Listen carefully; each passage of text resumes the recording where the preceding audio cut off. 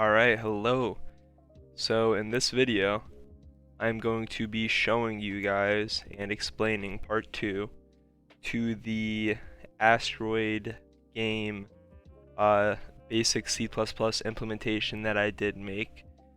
This is the program running. I have made a lot of tweaks since last time. So you can see we have a ship health, we have a ship fuel, we have coordinates, and we have some art here. Then we have the trajectory of our ship, and we have an asteroid. So we're gonna stay on course. Have an altered course, and we'll synthesize some fuel. We'll stay on course, repair the ship. We'll stay on course, we'll analyze the web. Gravity's normal. Stay on course. We'll shift. We'll go to 3. And oh, solar winds have been found. Our ship has taken some damage, and our trajectory has shifted back to the middle. Alright. Stay on course again, I guess. Synthesize some fuel. Stay on course, repair the ship. And we have a new thing. So we go to 1. So you can see kind of here the program. There's some extra stuff in the program as well that I'm going to go over in the code. It's random generated, so we have to get not lucky, but they randomly appear. So we'd have to get kind of lucky to get it in this recording right here. So let's go over the code. So last time, this is the code we had in the last video. Basic Asteroid game, no arrays, part 1, or complexity. This, we didn't implement arrays in this, we just added onto it. So there's no really added complexity, but we have tweaked some things. So in this one, we can see that we had our basic stuff. We had our increment and decrement right here. We check for the collision at the bottom. If they collide, that's it. We create the asteroid, and we take our fuel, and that's it. It's a basic program without a lot of complexity. So this one, we've actually tweaked some things. So we still have our menu here, and we decided not to add any of this. We decided to add some backbone stuff. We have a new function. This is new. Art display. So this takes a string called file name, and we have a string art val. It's just B for or val for value, and art. It doesn't really matter what we call this. We have a fstream file. We open the file name, which is the string we passed in. Well, it's not the end. We get line, put it into art val, and then we output it, and then end line. Then we close it at the end. So this just takes our art and it displays it from a file. And we just have a text file inside called ship art, and it's just this little menu I made that kind of looks cool. So that's that for that. We still have our normal asteroid collision, asteroid X and Y, 3 through 7 for the Y-axis, and then 1 through 3 for the X-axis. And then we have our ship fuel lost, ship fuel. This is all the same, but now we have gravitons. So we have graviton generation. This is a chance of a graviton being generated in a iteration. So there's a 1 in 3 chance, a 33% chance of basically there being a randomly placed graviton in the area that our ship flies. This should be 1 through 3. I changed this for testing, make sure it works, which it does. This is the X coordinate of graviton. This is the Y distance of graviton from the ship. So basically, these can spawn anywhere, including on asteroids, which gravitons aren't a visible thing. Gravitons are invisible. So that's that idea. I'm not really sure the science. Basically this game, the inspiration for this little console game I have here, I finished watching Interstellar recently, and I wanted to make something cool that kind of was space like.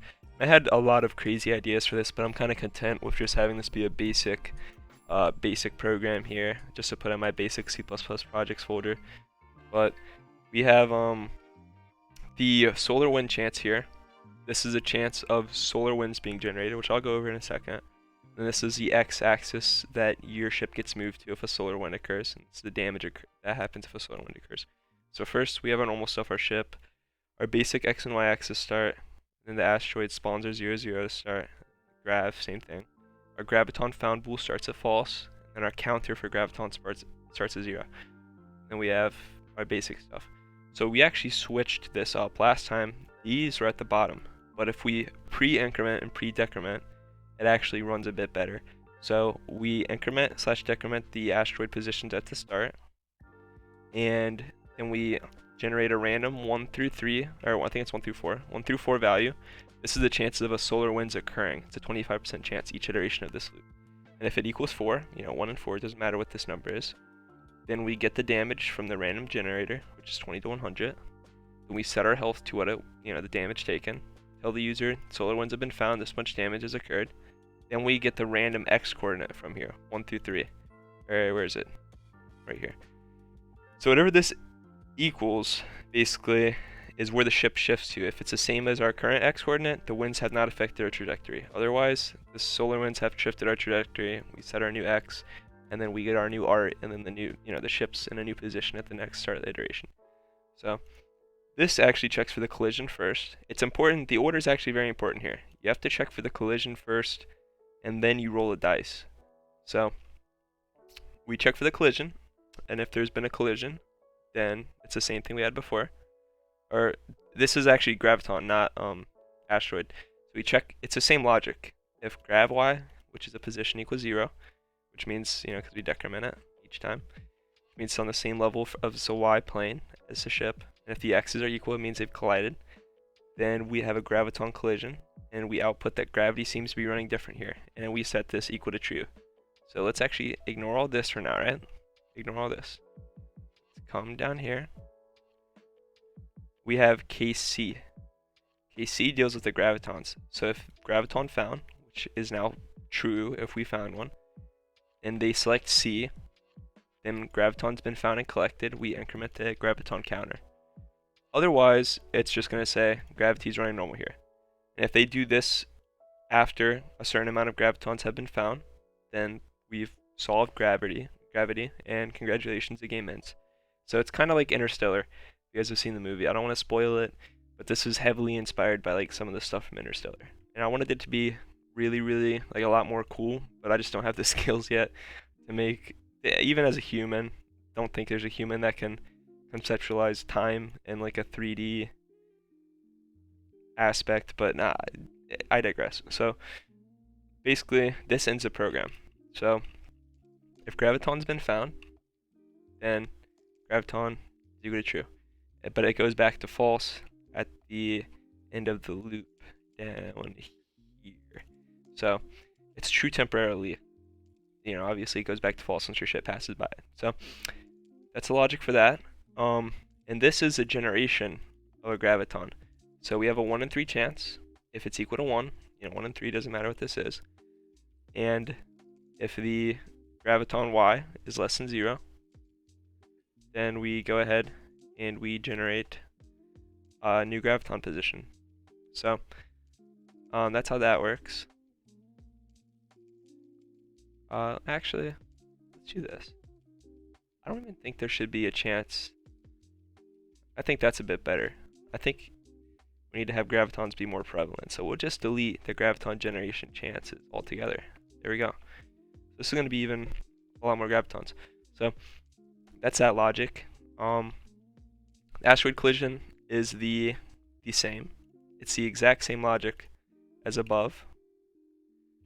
We check the x and y, the distance of y, and then the x coordinates. If they're the same, there's been a collision, take the damage. Same thing for creating new ones. If it's 0 or less after there's been a collision, we generate the new ones. So now we just output some art here, the ship coordinates, blah blah blah, the positions, and then we have the art display for ship art. Piloting log, it's all the same. This is in the last video if you need to look at it again. This is all the same as well. And then so is this down here. So the only thing that we've changed is a graviton implementation, the art, and we also have solar winds right here. So 1 in 4 chance, and then the solar winds occur, we shift the x coordinate and apply the damage. So it's pretty cool, it's pretty basic. Some basic adds on to the last video, but I'm pretty content with this being a basic enough project to throw into my portfolio. It's a pretty basic piece of code I wrote in probably an hour and a half or less. I mean, it just has one class, a ship class, and it's all pretty basic. So it's pretty cool. That's the end of it. If anyone wants to use this for ideas, feel free. It's I'm sure there's code basically exactly the same, but I haven't really seen anyone use this basic of logic to make it like an asteroid type collision game, or at least this way. So feel free to use this or to use it for inspiration. The idea of this whole thing is my idea of kind of like the Interstellar movie, cool sciencey ideas. Just wanted to make a game about space and some type of program that implements it. So I racked my brain and went ahead and made this. So I think it's kind of cool. I'm gonna run it again. Let's full screen this. We'll stay on course. Repair the ship. Stay on course. Solar winds. They have not affected our trajectory. Alright, cool. A little bit of damage though. Go ahead and repair ship. Go ahead and synthesize some fuel. Solar winds. They haven't affected our trajectory.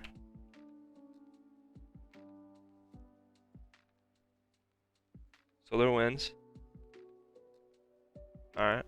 Gravity seems to be alright, cool. Perfect. So, stay on course first. Let's analyze the web. Graviton found and collected. Graviton count, 0. That should be, I think we counted it after by accident, potentially. Let's take a look. Yeah. So let's do this. Graviton counter. Bang, bang. And that's it.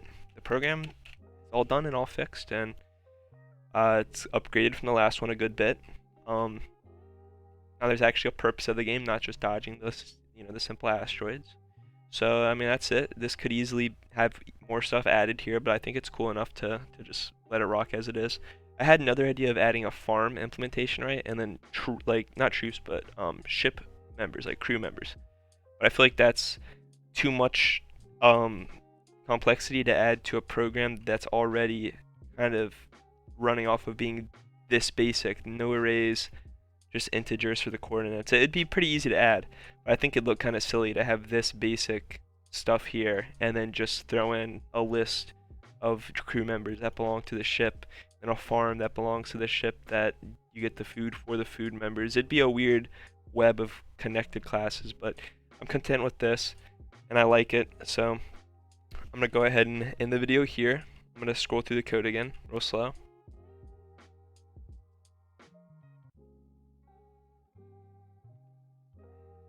There's no really ship functions. I definitely could implement this in the future by adding some functions that maybe move the ship x coordinates. I have an x or y for the ship. Definitely more ways to do this, but there's no reason to do it that way when this way works this easily with a simple program like this. So that's all. I may upgrade this in the future. I probably won't, but I'm gonna go ahead and finish this video here, put it on my portfolio, and let that be. Everyone have a good day. Appreciate anyone that watched this. God bless.